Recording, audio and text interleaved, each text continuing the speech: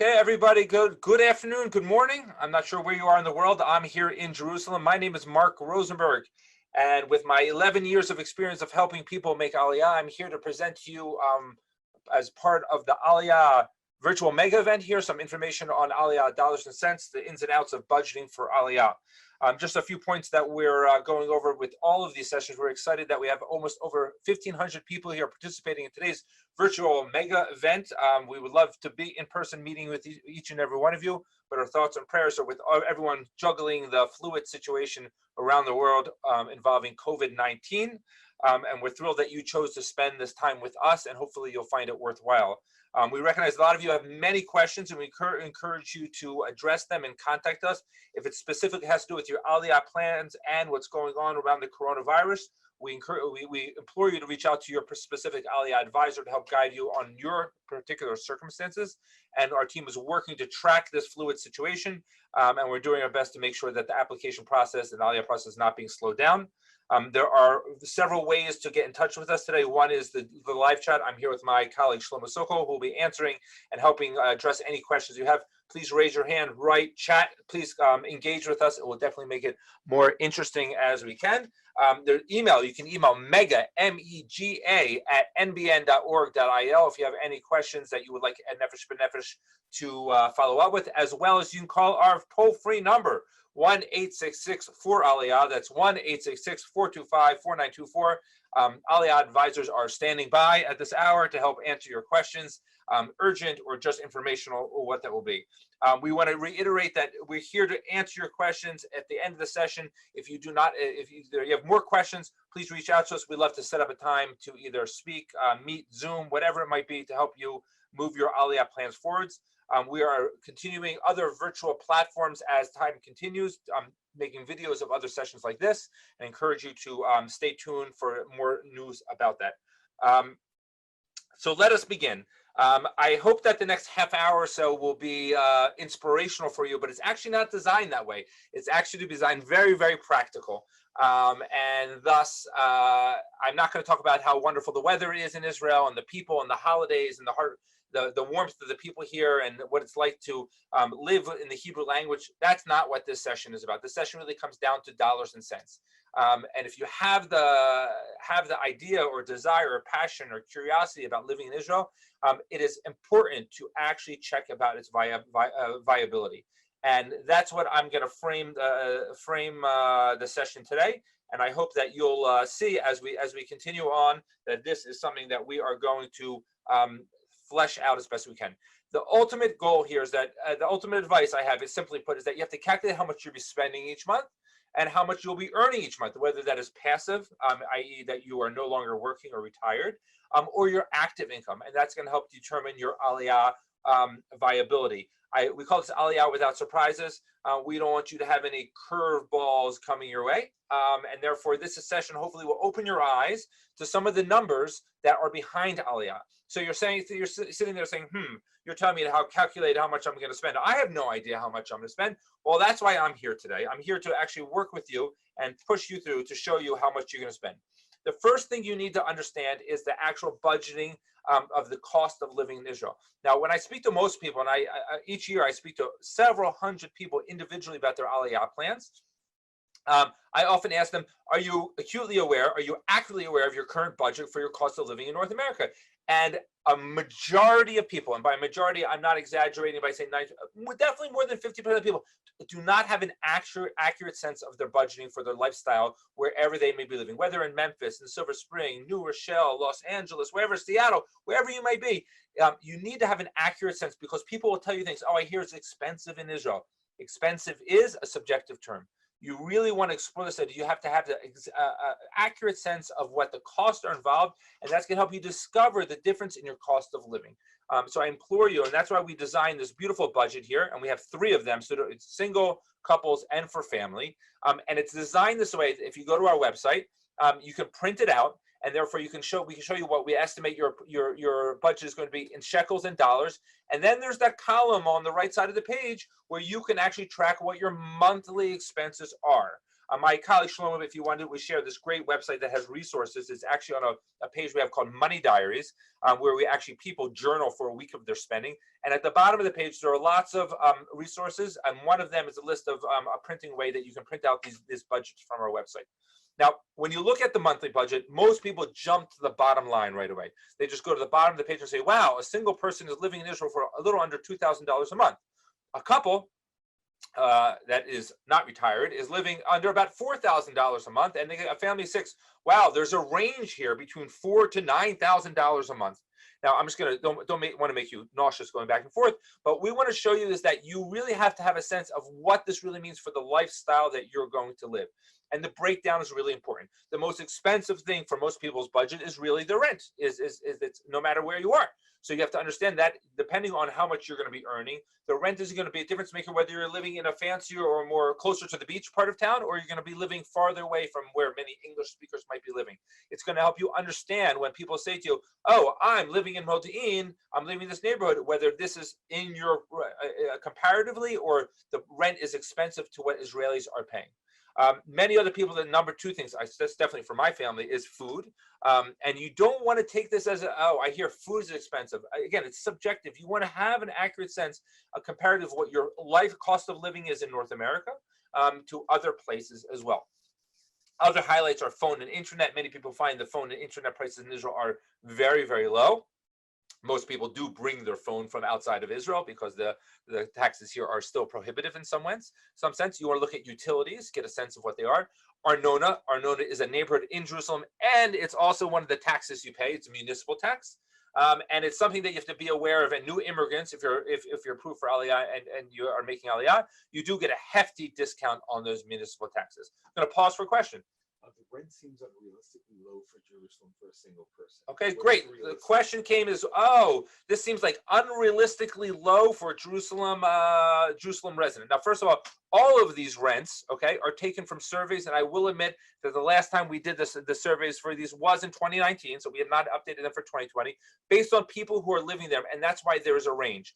The single budget, particularly, is actually a sharing an apartment, I should say. So people who are sharing apartments are likely to actually maybe have combined rents, and it could be that some people you are speaking to are paying more, and some people are paying less. I will go to the family of 6 that there's a big range between people paying 5,000 shekels a month for their rent and people paying 10,000 shekels a month, and whether they're having extra room, huge porches, gardens. There's a lot of different price differences, and therefore the key, the motivation I want you to have is find out what is right for you. Don't take this as written in stone. You want to guide this to what your estimated budget is. So if you're a big foodie and you're going to be spending more money on that, you'll be able to do it. I want to just point you to the bottom of the column here for the family of 6. There's a wide range of a family of 6 who's spending 35,000 shekels a month, and some people who are spending 14. That is a huge swing in cost of living. Usually those people 14 are not having a car or 2 cars, okay, which can be one of the most expensive things on people's budgets. And therefore you want to see what is particularly for you. I want you to personalize this budget. I'm going to mention this because I think it's important to go back to this, work on this, is health insurance. You have to understand that one of the great benefits to people who are approved for Aliyah is that you'll be eligible for free health care, basic coverage for your first year if you're not working. I always put, I'm a hypochondriac, that you're accepted regardless of any pre-existing condition. If you do have supplemental coverage, you will pay more. And there are medications, and some medications are highly subsidized and some are not. And therefore, you have a personal health situation. You want to investigate that and see what are your costs going to be for your health insurance. And these budgets, again, are for your first year in Israel. And if you do start working, you will be taxed, and that comes out of your salary. Budget for a couple who are retirees. We do have a budget on our website for retirees as well. Okay, that's a great question. Additional insurance. You'll see that for the singles, they do not pay additional insurance, whereas many families do pay additional insurance. You have to see whether it applies to you, whether people really want the extra coverage. Entertainment. Some people do go out a lot. Some people are social distancing before it became trendy, and they're not necessarily doing anything. And some people have miscellaneous expenses. Of course, for the family of 6, there's child care, after school activities, child's education. And it's important. So those of you who might have private education in North America, you want to understand how that's going to impact your need to earn a lot, because you'll see that it is not free in Israel. Okay. It is not free. Even I would like to say I have a 6-year-old in kindergarten in Israel, and I pay about maybe like $180 a year for him to be in kindergarten. So it is not free, but it is highly wonderful. And that's actually only to 2 o'clock. You have to pay more. You have to pay another about $150 a month to get that coverage to about 4 o'clock to the extended. At least that's my experience in Jerusalem. You want to investigate each of these details so you have an accurate picture of what the cost of living is going to look like in Israel. You don't want to be surprised by people saying this are known as higher for a garden apartment. You need to understand the meterage involved, the meters, the square meters, so the prices are coming in, so it's going to fit into your earning power. Any questions? Banking fees. Banking fees. Banking in Israel is one of my least favorite things, although I will admit it is getting better. The bank does charge fees for almost every time you touch your account. You deposit money, they charge you. You withdraw money, you charge something, they'll charge you. You want to be aware of what plan that you're in and be aware how to reduce that. It has begun much more competitive in a positive way for consumers, especially with online banking. So the less you go into the bank, you'll have to pay it. But it's important. There's a great resource on the website that Shlomo shared called "Living Financially Smart in Israel." It's the best Facebook group out there. It's really a great resource for English speakers. Last I checked, there were 23,000 members in there. And it's really, really a wonderful place. And one of the mother hens of that group, Liv Rivka Leibowitz, actually published a great book that explains how the banking system works in Israel. You should seek that out because you want to be comfortable with how the banking works in Israel. Another question. How COVID will affect things. Do you want to address that? A question came through about how COVID-19 is going to affect things. I'm going to answer it simply by saying it is a fluid situation. People are still making Aliyah. If you can prove that you have a residency, you have a place you can be for 14 days to be secluded, then you can still make Aliyah, and you'll be able to get that coverage, and you'll have to sign up for your bank account and do all the normal errands for Aliyah afterwards. What's going to be happening after a few weeks? We're still tracking the situation, and obviously we're hoping for the best, but we are working hard right now. We hear from the Ministry of Aliyah and Klita, absorption for new immigrants, that it is not changing. It's a different policy, obviously, for tourists who are coming to visit. But if you cannot prove that you have a place to go to for 14 days, then they would urge you to choose another day to fly. Okay. Other questions? Transportation costs. Transportation costs. There's fluidity on transportation costs on the budget. Some people have cars and some people don't. We'll talk about that. Actually, it's a great thing. It's a great transition. I think that I'm a big fan of Dan Ariely, the PhD. He has lots of books out there in when it comes to the power of subjective choice making.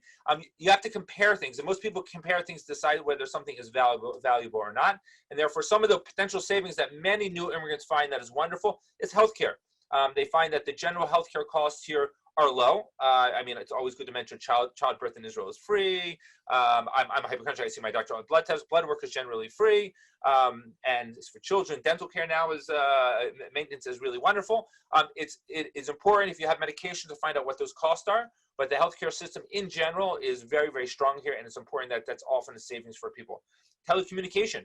I mentioned that the price is constantly going down for my internet. Now, one of the things on my to-do list actually this week is negotiated even lower, and it keeps on going lower. Public transportation here is very, very strong. People can get around. I'm proud to say that I've even taken the train from Jerusalem to Tel Aviv several times. That was once a dream that people said. 35 minutes. It's really amazing, and you can get around. Especially with the Ravkov, with a nice bus pass, you can get around Israel, and that's a great way for people to save money. Even so, I helped someone make Aliyah to Modi'in, and he actually uses the Waze carpool app to bring people from Modi'in to Jerusalem, and he actually makes a little bucks. It's a side hustle for him in his way to make transportation go easier. Whereas there's also some potential added expenses. Housing can be expensive. Again, I know people who live in Manhattan or other parts of Los Angeles that are very expensive. You need to open your eyes to the actual housing costs. And therefore, the two websites I really suggest that you get more information. One is Madlan, and the other is homeless.co.il. And these are websites in Hebrew, but they're actually quite intuitive to navigate. I like Madlan because it's a little bit like Airbnb. It uses a map to focus in on neighborhoods. And you could see what actual rental or purchase prices are in different neighborhoods. And therefore, that will help you figure out what is really expensive or inexpensive when it comes along. So you want to understand how that's going to impact your decision, whether you're going to have a 4-room apartment or in the neighborhood you really want, you'll go down to 3 because it's more important to have the location than actually have the extra comforts of a guest room or a playroom. Next is transportation. Cars, gas, very expensive. Although gas prices went down dramatically this week, so looking forward to seeing that how that hits my budget. But cars can be very, very expensive. You need to understand about whether you're going to go from 2 cars to 1 cars. Some retirees do very, very well with getting rid of their car, and they'll rent cars when they need one and use cabs. There's great apps, and use the bus. And the fact that the Move It app is so wonderful, it's no longer a mystery that you're sitting by the bus praying whether the bus is going to arrive. It's really wonderful, but you just want to have your eyes wide open about the potential added expense of transportation. And then there's shipping costs. Many people have this misnomer, I'm sure Shlomo will agree with me on this, that I moved to Israel again. They're going to ship 3 shipments to Israel for free. One of the benefits for new immigrants, the government is going to offer you 3 opportunities to bring items to Israel, and they're going to waive the import tax on them. You will still pay for the importation of them. So depending how much you bring is going to determine the cost of it. And you have to weigh whether it's really worth bringing all of your house or apartment over, or if your parents are kicking you out with all of your books and all your college stuff, whether you want to just bring it on the plane, you want to ship them, and it really comes to a cost-benefit analysis. You do have 3 years to take advantage of these of the tax break on importing them, but you just want to have your eyes wide open on the shipping costs. And 2 quick anecdotes. I had a cousin who made Aliyah with his family, and he's like, he knew when he moved he was going to spend a lot, so he went to IKEA in New Jersey and he bought those shelves that everyone has, the Billy shelves I think they're called, and he didn't put them together, which takes up less space in the lift. And when he got to Israel, he just put them together because actually IKEA prices are much higher here in Israel. And he was able to save on the shipping to do them. But whereas now you can get great American mattresses in Israel, which 20 years ago they didn't have those. They had those terrible Israeli mattresses. You can get things, and you can go to websites and find out the costs that are really involved. And then the second item is that I'm sure many of you have tracked the fact that Amazon is now shipping to Israel. And Shlomo, help me. The sweet spot is between $45 and under $75. You don't under $75, you don't have to pay a tax in Israel, and if above 45, you can ship. So people are finding ways of getting items here through the system. Talk to people, and that's another push for that great Facebook group called Living Financially Smart in Israel. A question. What is the price of a Rav Kav, an unlimited Rav Kav in Yerushalayim? Okay, so a question came through about what's the price of a Rav Kav. There's lots of plans about the Rav Kav. The Rav Kav is the bus pass. I have mine right here, a little prop for you. This is a Rav Kav, okay? I look pretty handsome on the back of it, thank you. There's different prices. I think to get one is 10 shekels, but you can charge it up. There's monthly bus passes, there's senior rates and student rates. There's a lot of advantage, and there's this crazy system that I don't really understand, that you can get retroactive money back if you didn't use the plan to its full maximum. It's definitely something that you need to look into more. I'm sorry that I can't answer more. I actually bicycle to work. Financing a car. Can you finance it, or do you have to pay it off? Okay, great question about financing a car. There are 4 ways to buy a car in Israel. You could buy a used car. There are no discounts on buying a used car in Israel. You could lease a car, which is a new option for Israelis. It used to be only if you had a company. You can bring a car over, and there is a tax discount. It's definitely something you have to look into because it can be a big headache. I always tell people, if you can't understand the article that we have on our website about importing a car, you should not import a car. And there's buying a new car in Israel. Now, when you buy a new car in Israel, sometimes some companies will offer you some sort of interest-free loan onto it, but it is definitely a more complicated system when it comes into it, but it's definitely on a case-by-case basis. That's been my experience. Okay. What is the title of the book on banking? I will, the title of the book is Bank. Can you use your Google powers to find it? See what it is? I have to remember on it. We'll write it in there. Banking Smarter in Israel. Boom. Thank you, Shlomo. Rivka Leibowitz's book is Banking Smarter in Israel. Okay, one more question. We're going to roll. Anything else? Okay, great. Okay, so basically, I have told you how much you're going to spend, okay? And you're panicked or you're worried, or some of you be like, okay, that's great. Okay, especially maybe for those of you who are retirees and you look at it and you say, okay, I understand. I understand what I'm going to be spending. I might be spending. Now comes into the question about your earning power. Now, I'm about to show you slides that are going to, again, I've done this presentation about maybe 24 times, and people's jaws sometimes drop. So I look forward to seeing how they digitally drop their jaws when we show this. I'm going to show you a list of different professions, and I want you to understand that the situation is always more complicated. And the goal of this presentation, I'm going to be outright about my goal, is I hope that each of you will have a personal conversation with a beneficial advisor afterwards, because I'm giving you general advice, and hopefully you'll ask general questions back, but you have to see how this really impacts you. So let's begin to look at what's your earning power. Now, this is divided into 3 columns. The first column is your monthly gross on entry-level position, someone who's mid-level experience, and then someone with management experience.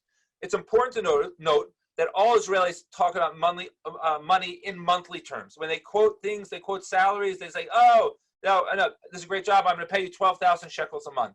They don't talk about years. Again, when I used to be a teacher in the DC public school system, and they said, oh, we're going to offer you $34,000 a year.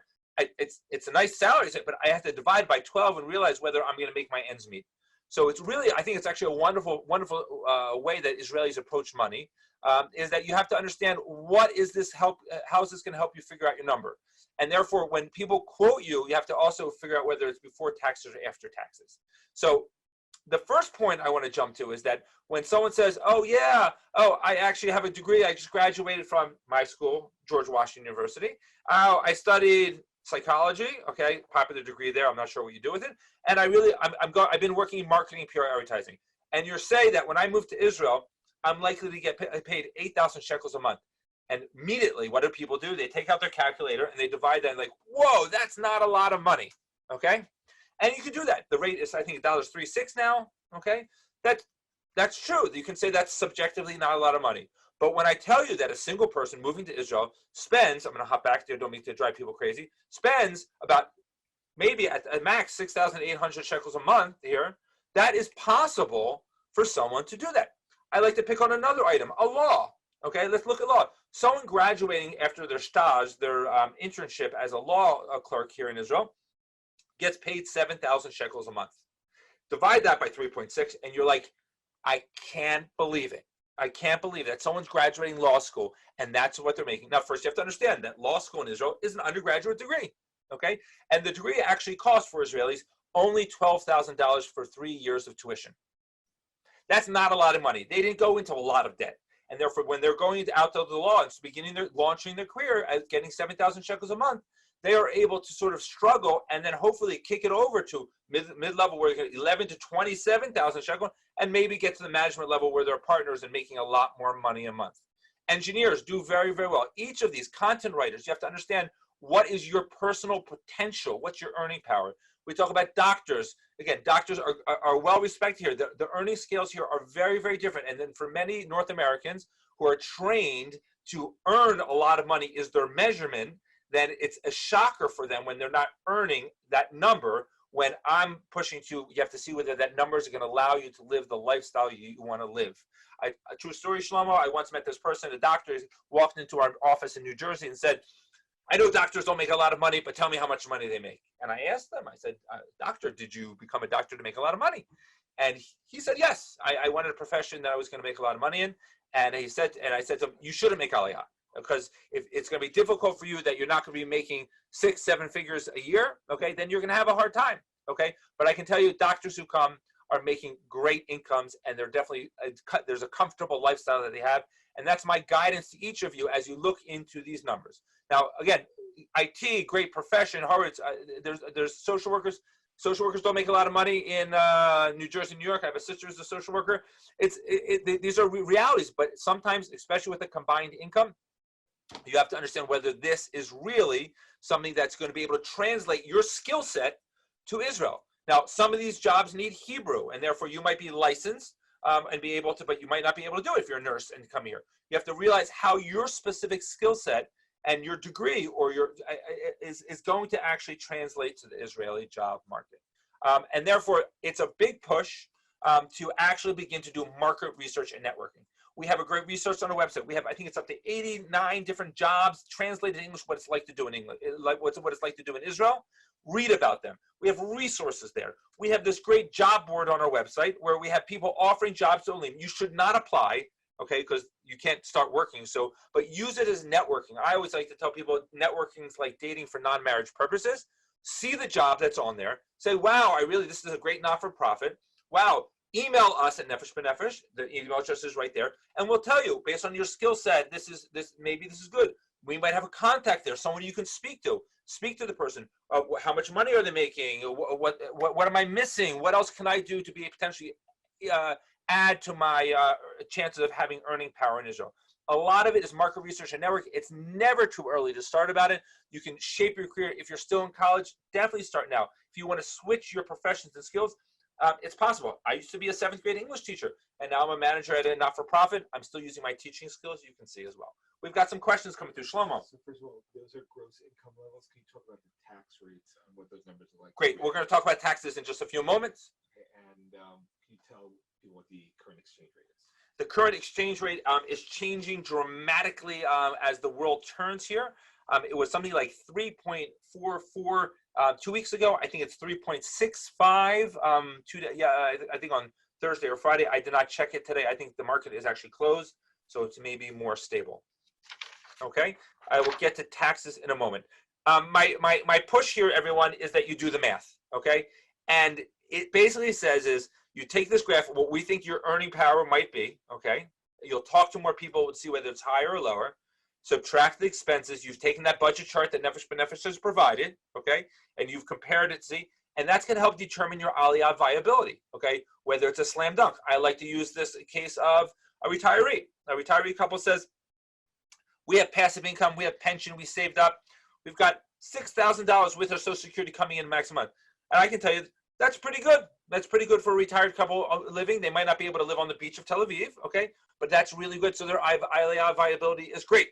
Okay, a social worker says, you know what? I'm single, I'm 25, I'm gonna be a social worker, so I don't have good Hebrew. Okay, so then it's 6,000 shekels, 7,000. It's going to be a tight situation. Maybe they want to do tutoring. Maybe they want to take on another profession or some other thing that they're going to do to increase their earning power, and that will help determine their Aliyah viability. Factors that affect your income, and we're almost at the end here, and hopefully we'll get some more questions too. You need to understand factors that affect your income. Passive or active, tax rates that come into it, other things that you might be getting. You have to be keenly aware of things that you're getting from the government. Understanding your pay slips. I think one of the most important articles Nefesh B'Nefesh has on our website is this great article.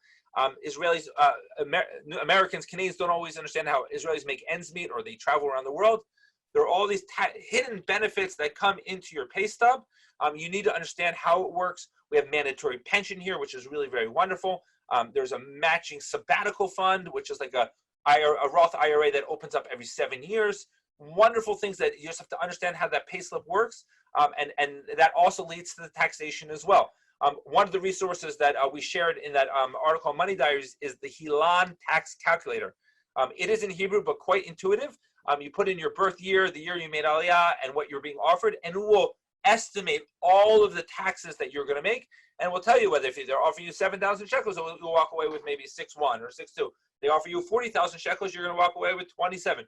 I'm using random numbers there, but these websites, these resources exist, and you can reach out to Nefesh B'Nefesh. We'll make sure that they connect you with them. You understand what the taxation is about. I'm going to pause before we talk more about taxation. I'm getting a few questions about tax implications of working in the U.S. Great. Either remotely or commuting. The question came about working for an American company. Important that you have to understand that there's a big difference between Canadians. Canadians have a tax when they leave Canada. You have to be aware how that's going to affect you. And Uncle Sam in the United States will always tax Americans wherever they are around the world. You need to understand the implications of what that means. Therefore, the first thing you need to do, excuse me, is speak to your accountant now and ask them, we're thinking about moving our residency outside the U.S. How would that impact our taxes? It doesn't matter which country you're going to.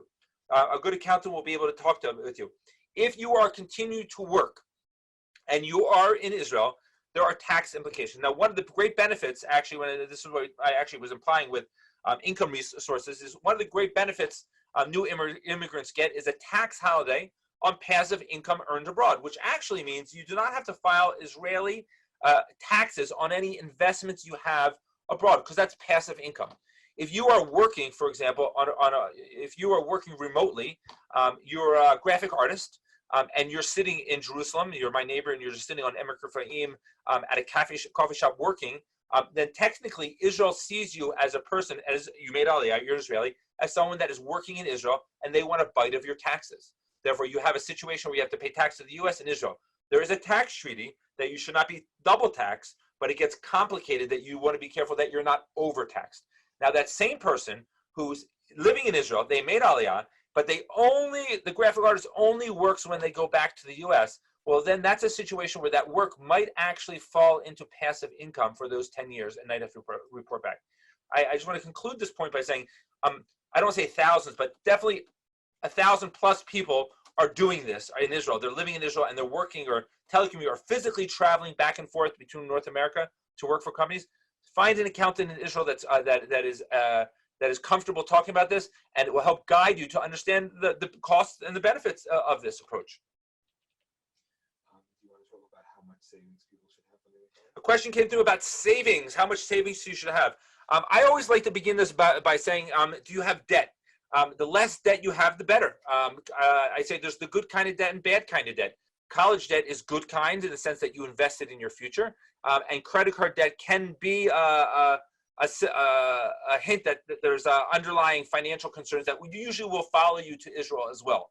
A wise person once told me is that if you should take your monthly expenses, okay, again, if you're a single person, it's about $2,000 a month maybe, and you should at least have maybe 6 to 12 months of savings when you're going to come, because it usually takes most people 6 to 8 months to find their first job in Israel. Your marketing research and network will help you figure out how soon you'll be able to get a job. And that's what's great about it. That you'll get a sense whether people are calling you back, whether you're hireable, whether you have the skills, or how quick the licensing process will be for you to get a job. But the savings, the more the merrier. But for me, again, this is my Mark Rosenberg's personal devices. You have to understand what are the chances you have a job and what are you going to need to make the leap to continue the lifestyle that you really want. The final item on here, and we'll take some more questions, is Aliyah benefits. You need to understand what you're getting. There are tax discounts for new immigrants that ease over time over your salary. And you need to just have a good sense of what you get. Your health insurance is free for your first year until you start working. It's taxed. You want to understand what you really get. For most people, the biggest benefits they really use is the free flight, the healthcare, the Hebrew Ulpan, and of course the Sal Klita, the money that the government gives to you in your first 5 months here. Question. You talk a little bit more about U.S. school loans and loan forgiveness or repayment. A question comes through about, can I speak about U.S. loans and student loans and repayment? I'll speak a little bit about it. I wish I had better news. We're looking for a funder that will help us forgive loans of people making Aliyah, but that we haven't closed on that yet. If you are a student in Israel, then you can. Your study in Israel will allow you to defray paying your loans to afterwards. There are income-based loan forgiveness programs that even if you come to Israel and you're not making a lot, that also is recognized. But I do tell most people if they are coming with loans, you need to factor into what those monthly payments will be and whether you can carry that with you with your monthly income. There is not necessarily a responsible way to come here with loans aside from paying them off. Therefore, it's best to plan out how that's going to be able to pay that down. It's the same thing that you were planning to do in North America. And that leaves, I go back to doctors, that leaves a lot of people, doctors take out those loans knowing that within 10, 12 years, they'll be able to pay that off. And that was based on an income and the hours that they were working in North America. You have to understand what the timetable is going to be for you on that. Other questions? Can you talk about retirees, mandatory retirement age, earnings for retirees, things that they should do? Okay, question about retirees, and many came through. Retirees in Israel, first of all the benefits really come through are the same. Israel wants people of all ages. If you arrive under the age, I want to get this right, I think it's a 62 for a woman and 67 now for a man. If you come in a few years before and start paying, 5 years before, then you will begin to get a pension in Israel. If you come in beforehand, you're not going to get a lot because you haven't been paying it, even if it's just 5 years before that. So it's not something to be able to build upon. There are great benefits about healthcare. A single retiree pays 105 shekels a month for basic health coverage after the first year. That's pretty amazing, okay? And supplemental is sometimes maybe a little bit more than double that, so you might end up spending $100 a month on your healthcare as a single in your 70s. That's pretty amazing. And you have to understand the tax implications of that. You're not earning money. You have tenure of the tax holiday. It's important to have, a more serious conversation of what that really means for your planning, and obviously speak to your accountant to understand how to structure that properly. And mandatory retirement age, can they still work? A question about mandatory retirement age. I believe that government offices have a mandatory age, and you can push it like 2 or 3 years past that age, but private companies do not. So there isn't necessarily a mandatory retirement age, but I'm hoping that someone will one day force me to retire. Not looking good so far. Okay, can you talk about transferring money to Israel? Okay, question came through about transferring money to Israel. Transferring money, your money from the U.S. or Canada to Israel is getting easier and easier all the time. I purchased a home, I should think home my son is about 15 years ago, and it was very difficult. You had to use the banks. There were lots of fees involved. There are much more competitive ways to do that now. I can't recommend one company over the other, but there are ways that people who are back to our graphic artists sitting in Jerusalem working, that they will be able to get their money over on a monthly level. Several people will, you can get your Social Security directly deposited into your Israeli bank account. Social Security is also not taxed. Some people will draw money from just using their ATM card. And they're just clever ways. You can always carry the money with you, but you have to be careful also of that good old $10,000 rule for families traveling outside the U.S. has to be under $10,000 without you declaring it. There are great ways. My third push for the great Facebook group, Living Financially Smart in Israel. I personally do not post in a group, but most of your questions have already been asked. Search. You'll find it. People have asked, and it's a great group. It's not a crazy group. If you post something crazy or unrelated to money, they will delete it. So it's a great place to do it. I want to push through my final tips here. Number one on my tip is the Facebook group. It's really amazing. I check Facebook. I check the New York Times once a day, and I always learn something about this group. Tip number two is be direct. Israelis talk about money in the open. You've probably experienced it. Oh, you got a new car. How much did you pay for it? How much money did you make? How much was your house? For Israelis, money is just money. Okay, and therefore you want to be able to understand that if you really want specific information, you need to be comfortable asking about that. And you want to have manners. You want to be an American Israeli. You want to be politely aggressive.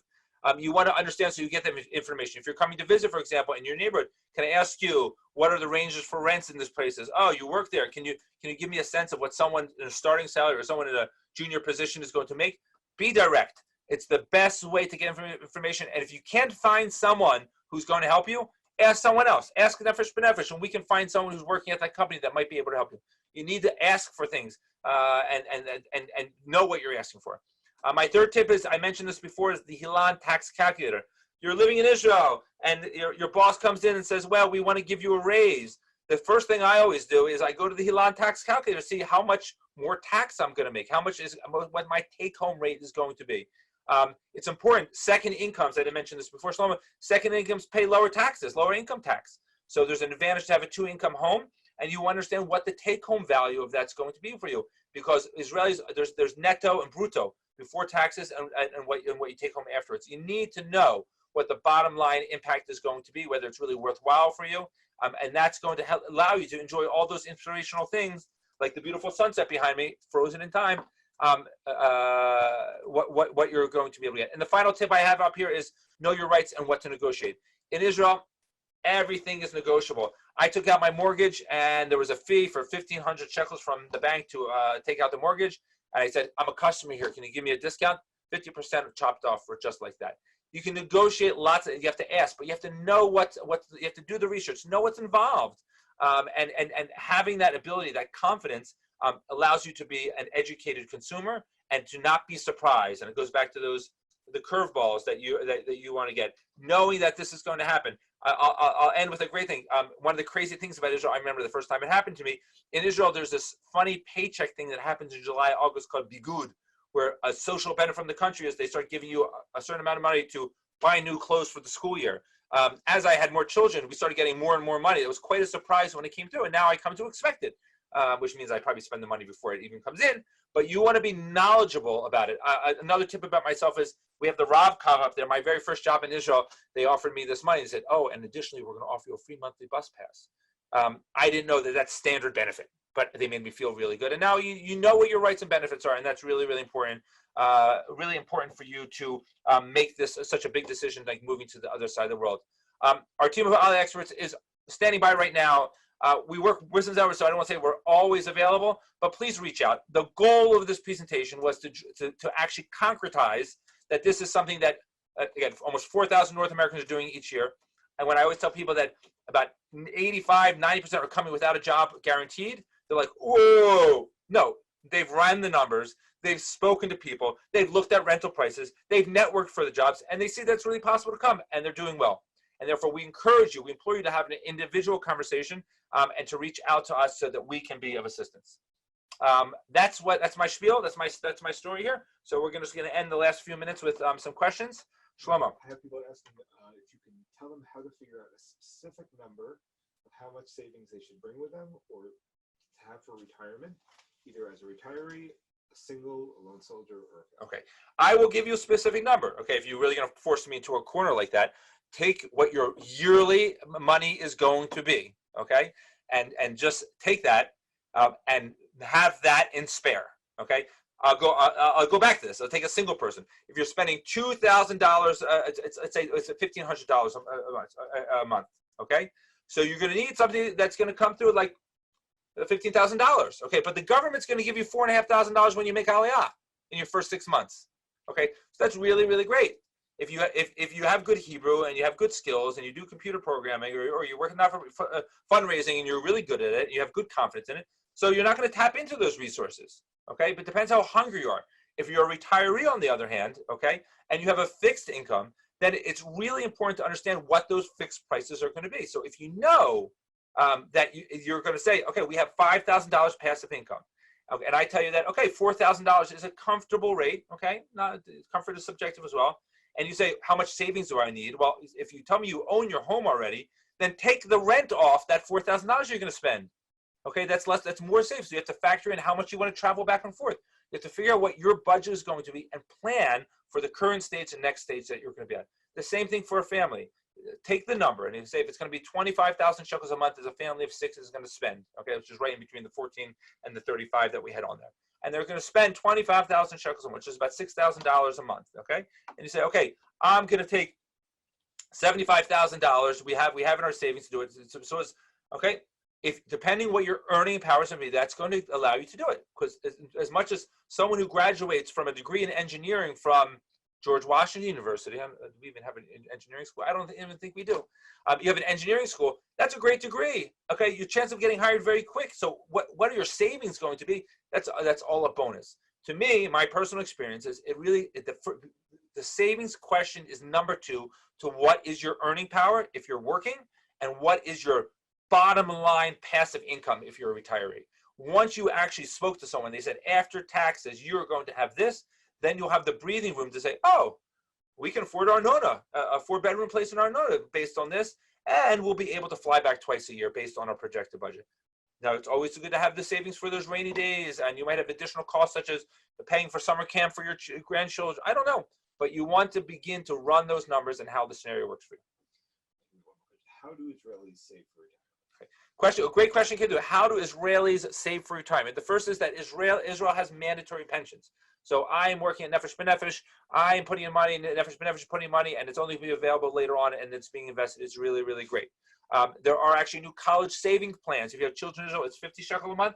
50 shekel a month, the Israeli government is squirreling away money for your children to go to college, even though the degree only costs $12,000, okay? For 3 years, okay? I'm actually saving for my child's, I'm getting all these nice gifts for my kids' birthdays or bar mitzvahs, and we're saving into a college fund, but I still have an American mentality about what college costs.